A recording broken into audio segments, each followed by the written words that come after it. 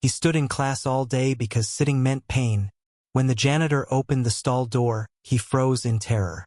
This is not a story about bad behavior. This is a story about survival. Post in the comments, where are you watching from?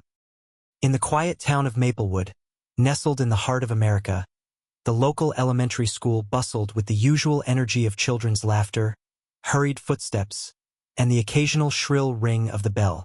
It was a place where routines were sacred, and any deviation from the norm was met with raised eyebrows and whispered conversations. Among the sea of young faces, one boy stood out, not for his achievements or charm, but for his peculiar behavior. Elijah was 8 years old, with a mop of unruly curls and eyes that seemed to carry the weight of the world. He was small for his age, often overshadowed by his more boisterous classmates. But what truly set him apart was his refusal to sit. In every classroom, during every lesson, Elijah would stand by his desk, shifting uncomfortably from foot to foot.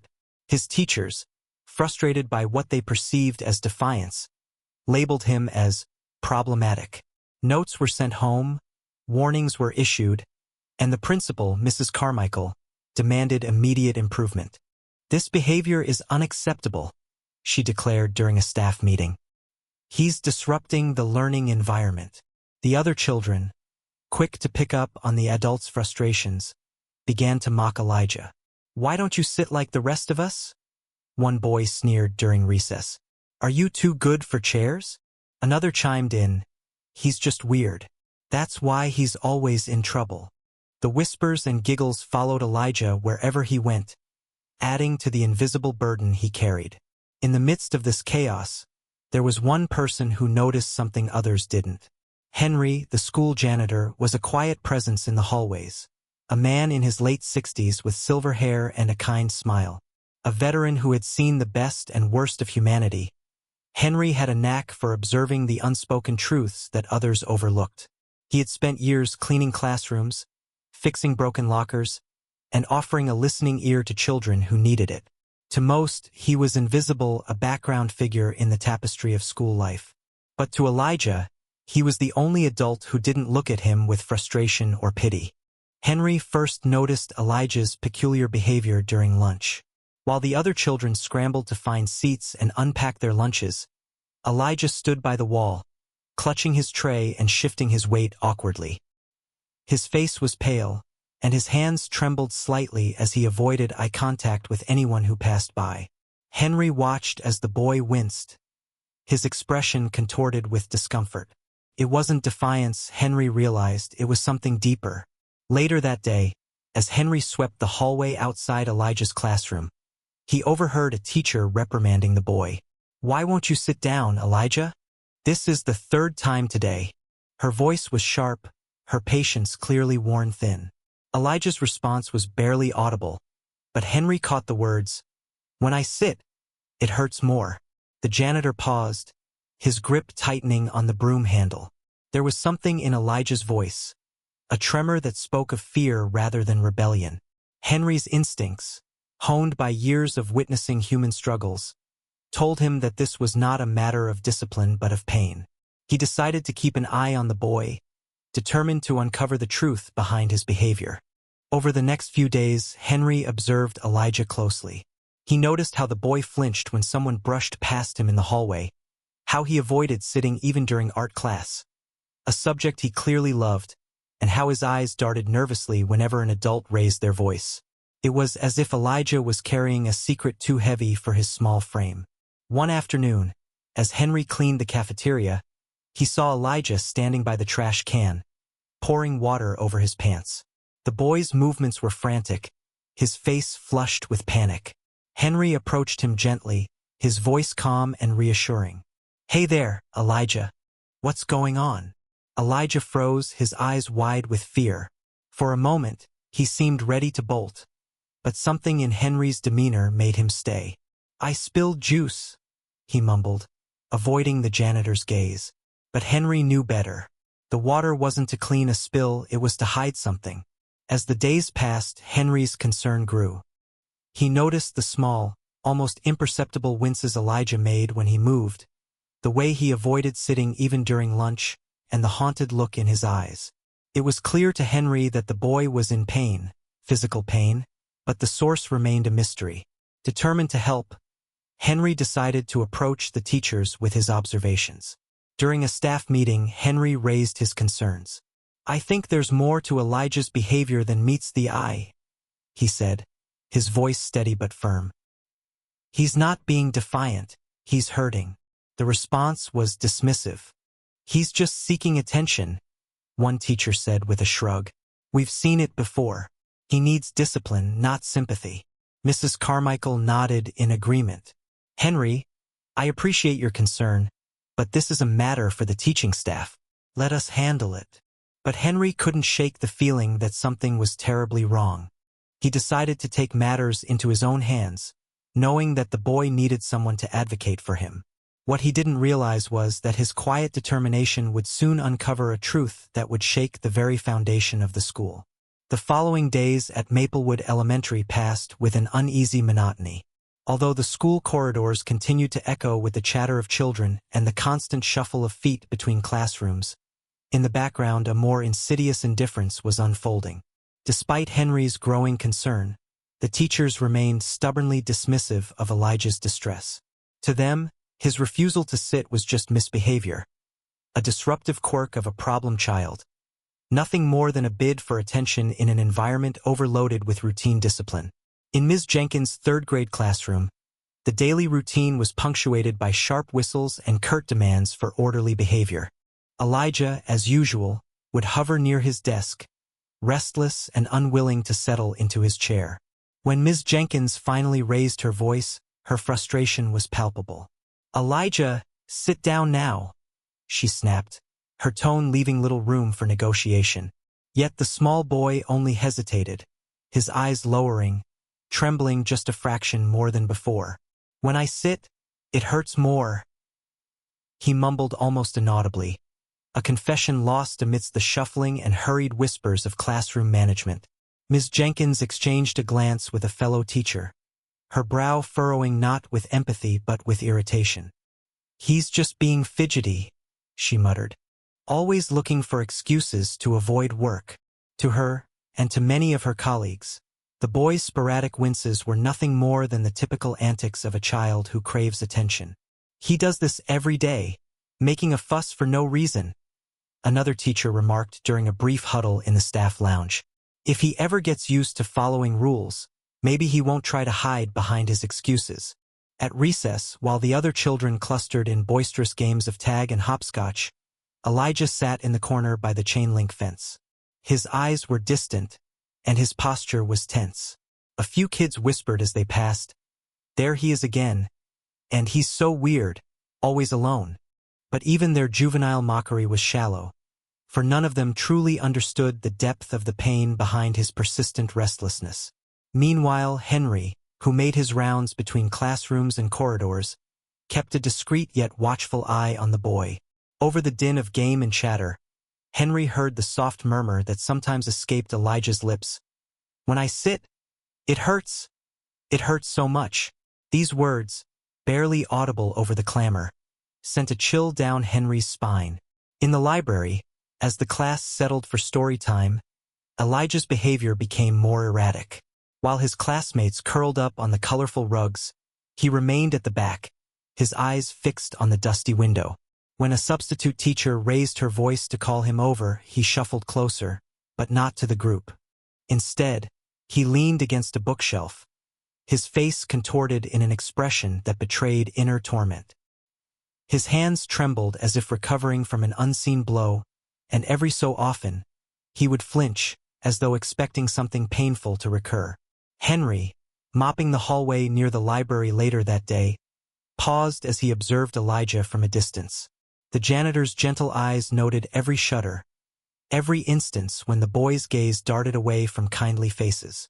This isn't normal misbehavior, Henry thought. He's not just acting out, he's protecting himself. Determined to find answers, Henry attempted to speak with a few of the attentive custodial staff, but their responses only reinforced the prevailing attitude at Maplewood. "He's just seeking attention, Henry," one staff member sighed. "You know how kids can be these days." But Henry's experience and quiet wisdom told him that sometimes the truest cries for help are hidden beneath layers of defiance. Then came another day that would further test the fragile veneer of indifference. At lunchtime, as the cafeteria buzzed with the clatter of trays and voices of chatty students, Elijah remained at his usual periphery. He didn't join the clusters of children eating their sandwiches or swapping stories. Instead, he hovered near the wall, unwrapping his food with almost ritualistic care, as if every bite might somehow stave off an unseen pain. The other children noticed his lonely figure, and a few crude remarks flew. "He never sits with us," one whispered, while another warned, "I think he's cursed or something." Their laughter was quick, but under its surface lay an uncomfortable truth. They, too, sensed that something was wrong. Within minutes, however, the quiet routine was shattered. In the solitude of one of the restrooms, a space normally associated with brief, mundane escapes from the noise, Henry's worst fears began to take shape. Passing by the open door, he saw a glimpse of water swirling in the sink and something dark streaked on the floor. Though he couldn't immediately tell what it was, his intuition screamed that it was more than just a spill. His heart pounded as he lingered near the door, listening. There, amidst the echo of dripping water and a forlorn sob, he heard the whispered words again, the same haunted refrain. "When I sit, it hurts more." Without stepping over his own boundaries, Henry made a mental note to observe and gather more context. He would soon come to learn that Elijah's behavior wasn't a mere act of defiance or a bid for attention, but a desperate mechanism to hide deeper sorrows. Every day, the boy's plight grew more pronounced, and the indifference among the teachers and staff only compounded his isolation. In a whispered conversation between teachers in the corridor later that day, one of them dismissed Henry's concerns sharply. "Elijah's just a troublemaker," said Mrs. Harper dismissively. "And sometimes these kids act up because they want to be noticed. Let him be. He'll settle down if he's given less attention." Another teacher added with a shrug, "I don't see it. He's fidgety, not hurting. You know how children are these days." Their voices, devoid of empathy, ricocheted off the sterile walls of the school hallways. A stark reminder that the administrators were more intent on maintaining order than on unraveling a hidden tragedy. Still, deep in his heart, Henry knew that these dismissals were masking something far more sinister. He recalled the slight tremor in Elijah's hands, the soft sound of his whispered lament, and the fearful glances that betrayed more than just classroom misbehavior. Yet, every time Henry tried to raise his concern with the teaching staff, he was met with a cold, hurried dismissal. "We've got bigger issues to deal with," they'd say, or "he's just restless. He'll outgrow it." Each response, uniform in its indifference, built a wall around the boy's suffering, one that the school's hierarchy was content to ignore and even hide under the carpet. By the end of the day, as the bell rang for dismissal and children spilled out into the playground, Elijah's loneliness deepened. Unseen by most but not by Henry, the first unmistakable signs of a larger catastrophe were taking shape, signs that spoke of repeated injuries, secret bruises, and quiet tears that the boy tried desperately to hide behind his defiant stance. And while the children laughed and played, oblivious to the inner torment of one of their own, Henry vowed silently that he would not let Elijah's cry for help go unheard. With heavy steps, Henry locked the school for the evening, the corridors echoing with the day's futile attempts to mask a dark reality. He lingered by the empty playground, his eyes sweeping over the silent structure of the school, a structure that, beneath its orderly facade, hid painful truths. In that somber twilight, as the shadows lengthened and the day gave way to a quiet, contemplative night, Henry resolved that the silence would no longer be acceptable. He would remain vigilant, determined to uncover the mystery behind Elijah's bruises and trembling silence, even if it meant challenging a system content to overlook its own failings. That afternoon, as the school day limped toward its end, with the usual clamor of recess echoing in the halls and children chattering in the corridors, Henry's quiet vigilance brought him to a door slightly ajar in the far end of the building. It was one of the restrooms, a place many passed in haste without a thought. Yet for Henry it signified a doorway into the hidden pains of the school. As he made his routine rounds with mop in hand, His ears caught a soft, irregular sound coming from inside, a faint, irregular sobbing. His heart sank as he recalled the whispered, haunted words he had overheard from Elijah. "When I sit, it hurts. It hurts so much." Instinctively, Henry's steps slowed, and with measured caution he approached the door. Peeking inside, the janitor was met with a sight that froze him in shock. Under the flickering fluorescent light of the restroom, sitting on the cold, tiled floor near the far sink, was Elijah. The boy's eyes, wide and glistening with tears, brimmed with fear and sorrow. It was clear that he had been crying uncontrollably, his quiet whimpers echoing in the sterile room. But what struck Henry with the force of a tidal wave was the unmistakable stain of blood marring the tops of Elijah's clothes. Small but vivid splashes that betrayed a deeper story than mere clumsiness or accidental scrapes. The entire scene was a tableau of hidden abuse. Elijah's simple shirt was disheveled, the fabric darkened in places as if soaked by more than a mere spill, and his hands trembled as they clutched his arms, where bruises had already begun to form. The water running from the sink glistened on the floor, mingling with red droplets that told a tale too grim for a schoolyard. Henry's seasoned eyes, attuned to the unspoken struggles of the vulnerable, registered every detail. The torn hem of a sweater that no child should bear, the hesitant, almost fearful way Elijah kept his head down, and that persistent look in his eyes that pleaded for help but was too afraid to ask for it aloud. Henry knelt beside the boy, his own weathered face etched with a mixture of sorrow and protective urgency. "Elijah, son," he murmured in a gentle tone that was both kind and firm. "What happened?" His voice carried the warmth of someone who had seen too many hidden stories unfold, yet the quaver in his tone betrayed the gravity of the discovery. Elijah's eyes darted around desperately before finally landing on Henry, as if recognizing him as a safe haven in a place filled with cruelty. With trembling lips and a choked-up whisper, the boy managed to confess between sobs, They hurt me, Henry. My stepfather, he beat me when I complained. When I told him I was hurting, he said I was too weak." The words, fragmented and laced with despair, fell heavy in the cold air of the restroom. In that vulnerable moment, the truth that Henry had suspected all along crashed into him like a wave.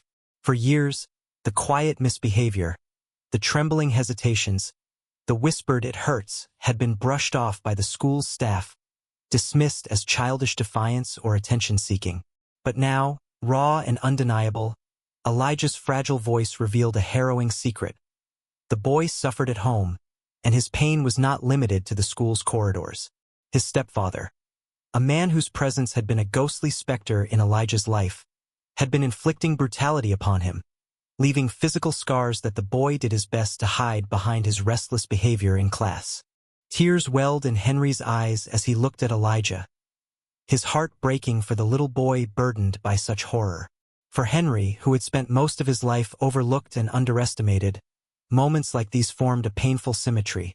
The countless times he had seen injustice overlooked by those in authority, this time was too personal to ignore. He wrapped his arms around Elijah with a tender, almost paternal embrace, feeling the rapid, frightened heartbeat beneath the boy's small frame. "You're safe now, Elijah," he whispered reassuringly, though his own voice trembled with barely restrained anger at the injustice faced by this innocent child. Though the school corridors beyond the restroom continued to buzz with the chatter of routine activity, in that enclosed space-time seemed to stop. Henry's mind raced with what needed to be done. He knew immediately that this discovery could no longer be let to slide by as just another case of troublesome behavior. It was rather an urgent cry for help, a message that the system that was meant to protect children was failing them. Yet, even as Henry resolved to act, he hesitated for a breath, grappling with an inner turmoil. How could he bring such a dark truth into the light when all previous attempts to warn the school had been met with indifference? Henry gently helped Elijah to his feet, careful not to jolt the bruised boy further. "I'm going to help you, kiddo," he said softly, his voice promising a protective shelter against the storm of abuse that had rained down on him. "I promise you we'll make this right." In that moment, Henry vowed to break through the wall of silence that had hung over Maplewood Elementary. a wall built by a system determined more to sweep problems under the rug than to face them head-on. With the blood still staining the fabric of the boy's clothes and his whisked-down sobs echoing off the tiled walls, Henry understood that the fight he was about to undertake would be arduous. But it was a fight for truth and justice, a fight for the little boy whose tiny voice had cried out in pain. Though the stairs outside beckoned and the day's last bell was still distant, within the confines of that neglected restroom, a spark had been lit. One that promised to confront a long-standing culture of indifference and to offer a lifeline to a child who was in desperate need of being heard. Deeply shaken by what he had witnessed, Henry resolved that silence would no longer be an option. That very afternoon, with Elijah's tear-stained confession echoing in his mind, he took a burdened step toward the officer's door of the school's administrative office. The cramped, fluorescent-lit room belonged to Principal Carmichael, a woman whose polished exterior had, until now, shielded the school from inconvenient truths. "Mrs. Carmichael, may I have a moment?" Henry asked as he steadied himself to relay what he had seen. Her eyes, initially warm with routine courtesy, quickly steeled as she gestured him to sit. "What is it now, Henry?" she inquired, voice measured yet dismissive. Taking a steadying breath, Henry recounted the traumatic scene from the restroom. The sobbing echoes, the frightened, trembling boy, and the unmistakable stains of blood on his small clothes. "I witnessed Elijah in the restroom, crying uncontrollably. His shirt, there were bloodstains and bruises. When he tried to speak, all he could manage was that his pain worsened when he sat," Henry explained, his tone heavy with genuine concern. Principal Carmichael's expression darkened. "Henry, children sometimes have accidents. I assure you we handle these matters internally and discreetly," she replied firmly. The words came out more as an order than an invitation for discussion. "We cannot have these disruptions. Our reputation and the stability of our environment depend on us managing things quietly. You must let the teachers handle this," she added, her tone final. But Henry's intuition screamed that this was no simple case of misbehavior.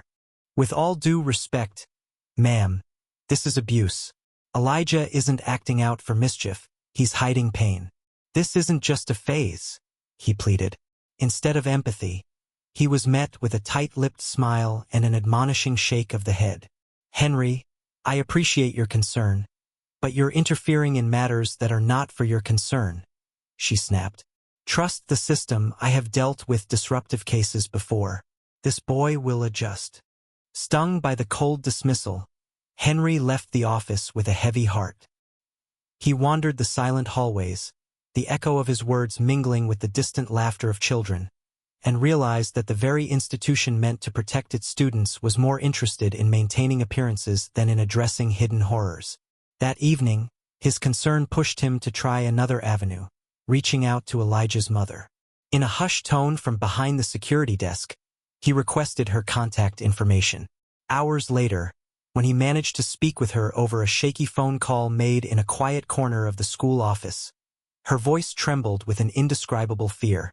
"Mr. Henry," she began, her tone apologetic, "I know you mean well, but please understand, I have my own way of handling things at home." Before Henry could gently press for details, a stern, unfamiliar voice crackled through the line. "We don't need you meddling in our family affairs, do we?" The message was clear. She was under the tight control of a man whose presence was as menacing as it was inescapable. Desperate, Henry pressed on softly. "Ma'am, my only concern is Elijah's well-being. He's frightened and in pain. He needs help, but he's too scared to ask for it." There was a long, painful pause before the line went dead, leaving Henry with the bitter taste of helplessness. Later that night, Henry paced the darkened hallways of Maplewood Elementary. His heart pounded with indignation and sorrow. The administration had effectively built a wall of silence, sweeping Elijah's abuse under the proverbial rug to preserve the school's pristine image. Meanwhile, the vulnerable child was alone, stitched into a tapestry of neglect and hidden terror.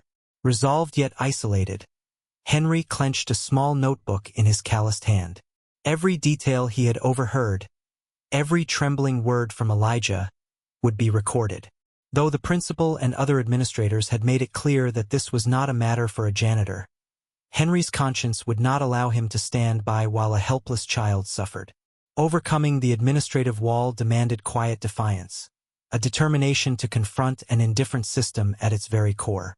In the cool silence of the empty corridors, Henry vowed that his every action from that moment forward would be guided by the singular truth: no child should be left to drown in silence while institutions choose to stay complicit. His was a lonely battle, one where every whispered plea for help might be the only light in a dark room. Determined to break through the veil of silence that had so long smothered Elijah's cries for help, Henry knew that mere observations or somber words would not be enough. He needed concrete proof, undeniable evidence that would force the indifferent administration and unsympathetic authorities to confront the darkness lurking behind the facade of Maplewood Elementary. Late one foggy afternoon, when the school's clamor had dwindled to a distant murmur and most classrooms lay abandoned in the fading light, Henry retrieved a battered digital recorder from his janitorial toolbox. This little device, though modest in appearance, represented Henry's steadfast commitment to justice. With trembling, resolute hands, he made his way to the quiet corridor near the row of student lockers, where Elijah's locker was stationed. Every step felt heavy with both trepidation and purpose, for he knew that what he was about to do might unsettle the very foundation of the institution that had so shamelessly dismissed Elijah's suffering. In a secluded corner behind the lockers, Henry stealthily tucked the digital recorder into a crevice where it would be unobserved yet able to eavesdrop on the comings and goings in the hallway. He arranged it carefully so that its small microphone would be directed toward the entrance of Elijah's locker row. Once set in place, the recorder's red light blinked softly, a silent witness that, unbeknownst to the world, would soon bear the audio scars of a child in torment. The following day, as routine school bustle returned and the corridors once again rang with the footsteps of eager students, Henry's eyes remained fixed on that inconspicuous device. He stayed back after lunch, lingering near the lockers with a heavy heart and hopeful determination. Hours passed in tense quietude. Then, in the late afternoon when most of the children had been dismissed and administrators hurriedly locked up for the day, a disturbance stirred in the usually deserted hall. From a shadowed doorway in the corridor came the sound of muffled voices, a low, simmering argument that immediately set Henry's instincts into overdrive. He strained to listen. As the clamor grew, his hidden recorder caught everything. The frantic, trembling voice of Elijah, barely audible yet laden with palpable fear, pleading, "Please, stop it, it hurts so much." And then, interlaced with the child's muffled sobs, came a harsh, guttural tone filled with venomous anger. A voice barked, "You weak little runt. If you ever complain again, I'll show you what happens to those who dare defy me." The speech was punctuated by sudden, panicked interruptions. The clattering of a door, a stifled cry of pain, and a long, heavy silence that followed the outburst. Henry's heart pounded as he replayed the chilling exchange on his recorder. In those few minutes of audio, the hidden truth was laid bare, the evidence of abuse that had haunted Elijah for far too long. The recording captured every nuance. The retaliatory threats, the desperate whimpers of a boy overwhelmed by fear, and the unmistakable cadence of a man who ruled with cruelty and contempt. There was no room for doubt now. This was not a case of childish defiance or mere attention-seeking. It was a cry for help, and the evidence was irrefutable. After ensuring that every word had been saved and securely backed up, Henry felt a surge of grim determination. He spent the next few hours meticulously noting the timestamps where Elijah's voice quivered and the stepfather's venomous threats rang out. Every small detail was recorded in his battered notebook, a testament to the abuse that had been carefully concealed by a system more interested in preserving its reputation than protecting its most vulnerable. Yet despite the gravity of what he had uncovered, Henry knew that his battle was far from over. Presenting this evidence to the authorities, and convincing the indifferent school administration to act, would be an uphill struggle. Earlier attempts to warn the teachers and principal had been met with dismissive shrugs and curt admonishments. At this juncture, however, he had the incontrovertible proof that could no longer be ignored. In the silent dimness of his office later that evening, Henry listened to the recording over and over again. Each replay deepened his resolve and filled him with both sorrow and an unyielding determination to champion the innocent. That voice of a terrified child and the menacing snarls of an abuser would soon, he vowed, be presented to social services and child protection authorities. It was the spark that might finally ignite a full-scale intervention, a chance to rescue Elijah from the cycle of abuse and restore his dignity. Henry's hands, weathered by years of unnoticed diligence, now clutched the recorder as if it were a lifeline. In that moment, he made a solemn promise to himself and to Elijah.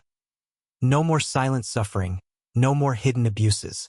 The evidence in his hands would serve as a clarion call against cruelty, a beacon for change, and, most importantly, the key to unlocking a safer, kinder future for the troubled boy. As the night deepened outside the darkened windows of Maplewood Elementary, Henry prepared for the inevitable confrontation with an institution that had long buried its darkest secrets under layers of bureaucratic indifference. In the days that followed Henry's courageous act of recording, the weight of his discovery pressed upon him like an unyielding storm.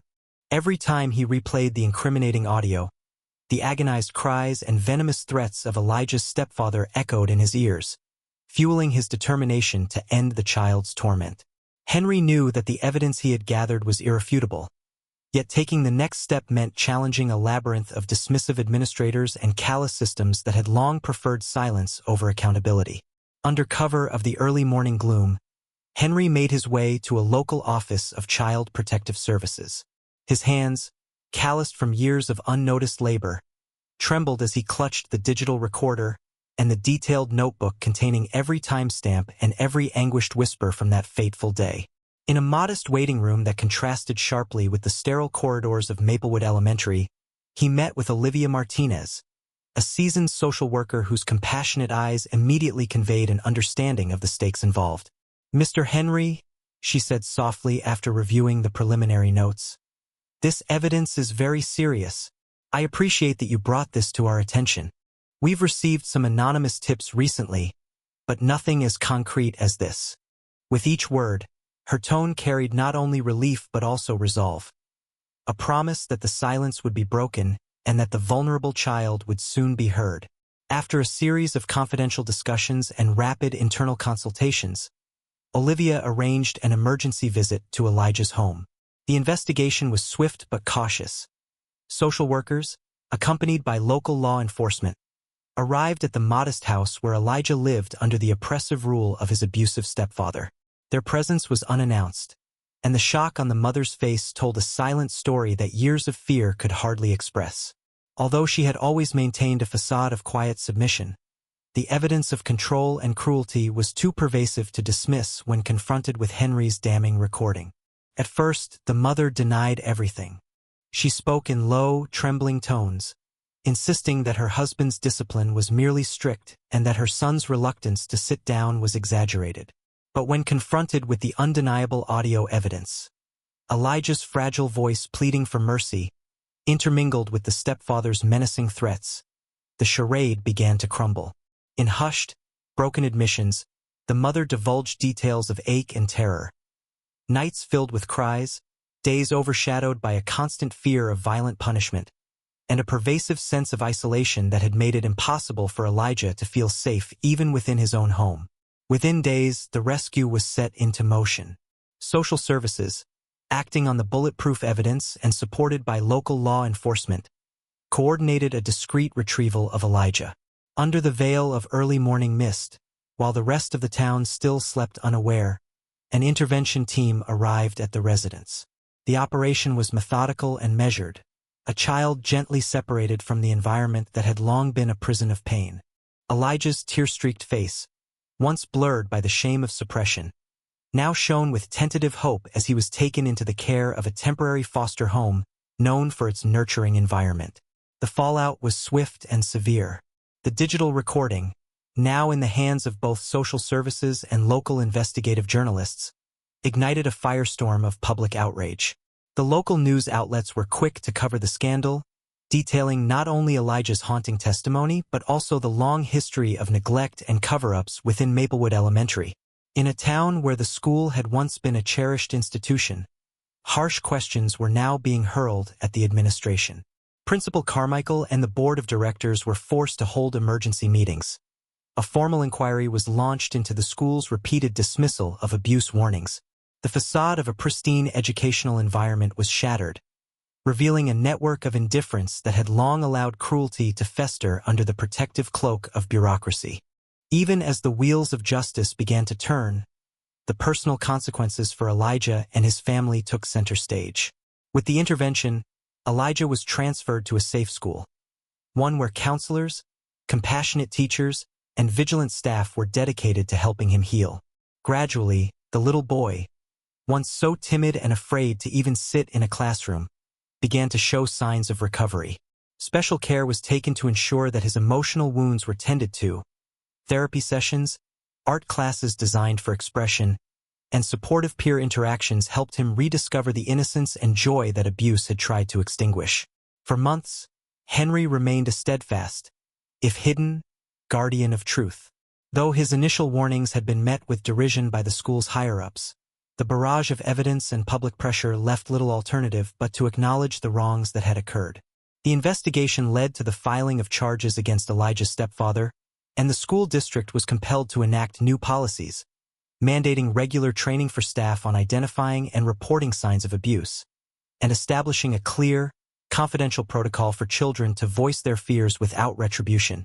In the midst of these sweeping reforms, the once-ignored janitor began to receive quiet thanks from those whose lives had been touched by his courage. His role had transformed from an invisible worker to a moral beacon whose actions had stirred the conscience of an entire community.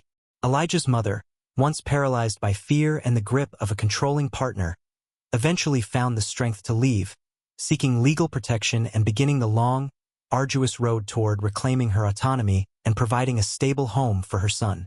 By the time the season turned from the heavy rains of early spring to a tentative, hopeful summer, the dark chapter at Maplewood Elementary had been rewritten.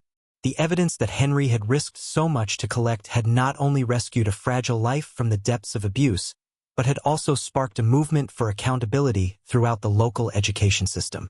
Social media buzzed with hashtags calling for justice and reform, and community leaders launched initiatives to ensure that no other child would have to endure such isolation and pain.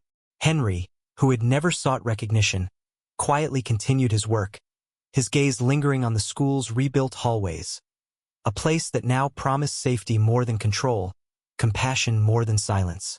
Though his actions were carried out in the background, those who had witnessed the transformation knew that behind every sweeping reform and every child's newfound smile lay the indomitable spirit of one man who refused to let the smallest voice go unheard.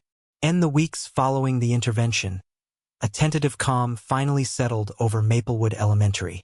With the compelling evidence Henry had collected, social services had intervened decisively. Elijah was placed in a safe foster home with caring educators and counselors, and the investigation into his abuse spurred a full-scale inquiry into the school's management of abuse reports. The case made local headlines and ignited a broader discussion on the protective responsibility of educational institutions. For the first time in a long while, a glimmer of hope began to shine through the darkness that had shrouded Elijah's life. One sunny afternoon, as the school year edged toward a quieter pace, Henry received a folded letter in the mail. With creased hands, he unfolded the note to find a heartfelt message from Elijah's mother. In it, she wrote tearfully of the relief that came with finally having someone listen to her whispered pleas for help, and how, after much soul-searching and painful family conflicts, she had found the courage to seek a divorce from the violent grip of the stepfather. The letter was filled with gratitude not only for the social services that had rescued her son, but also for Henry, the invisible guardian, whose quiet persistence had shattered the silence and made intervention possible. Elijah, too, had scribbled a few childish, trembling lines, thanking him for saving his life and promising to work hard at healing his wounded heart. For a moment, it seemed as if justice had been fully served, and a new, promising chapter was about to begin. But when the next month arrived, the fragile peace was disrupted by a twist no one had anticipated. At the behest of Elijah's mother, overwhelmed by a complex network of fear, shame, and economic dependence, social services arranged a temporary return of Elijah to his home. She insisted it was a sign of progress, a chance to reunite as a family under improved circumstances. The community, already stirred by his rescue, welcomed the news with cautious optimism. Yet, Henry's seasoned intuition told him that something was amiss. Over the following days, he kept a careful, discreet watch over the situation. His concern grew as he noted subtle signs. A furtive glance in the school corridors when the topic of Elijah was mentioned, and the faint echo of a child's cry that he couldn't quite place. One gray morning, as rain blurred the edges of the waking city, Henry found himself near the school gate when word spread that Elijah had been seen hastily removed from his classroom. His eyes vacant and his hands trembling as if recalling a recurring nightmare. A call from a sympathetic teacher confirmed his worst fears. Despite the temporary return, Elijah's condition had deteriorated. The bruises had reappeared. His silence had turned into anxious whimpers during class, and the boy's guarded demeanor spoke of renewed terror.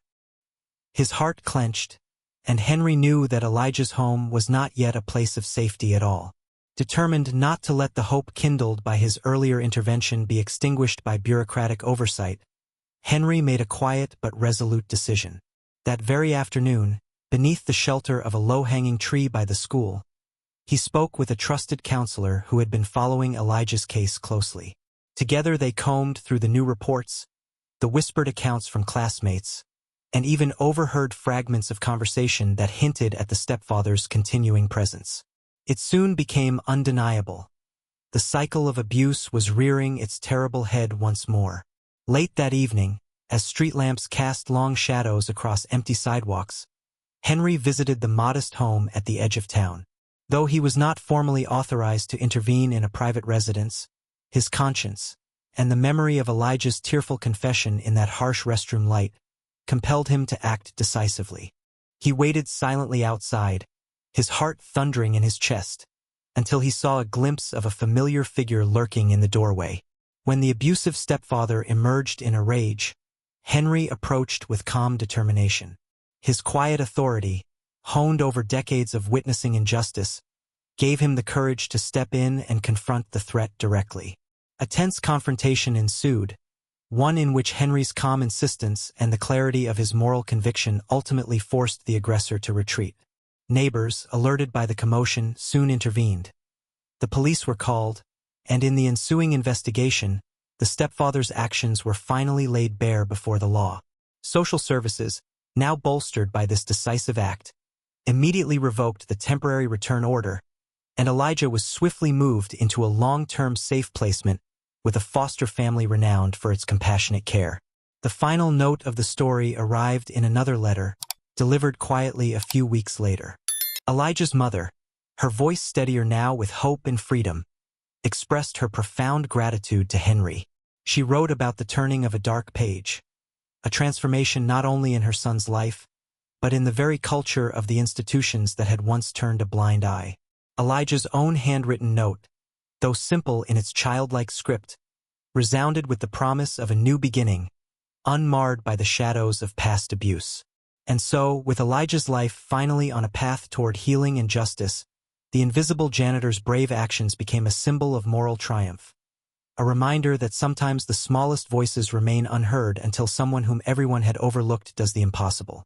Sometimes the strongest aren't those who fight, but those who refuse to let cruelty win, even through silence. Subscribe if you believe that even one voice can change a destiny, and join us for more stories of hope and unlikely heroes.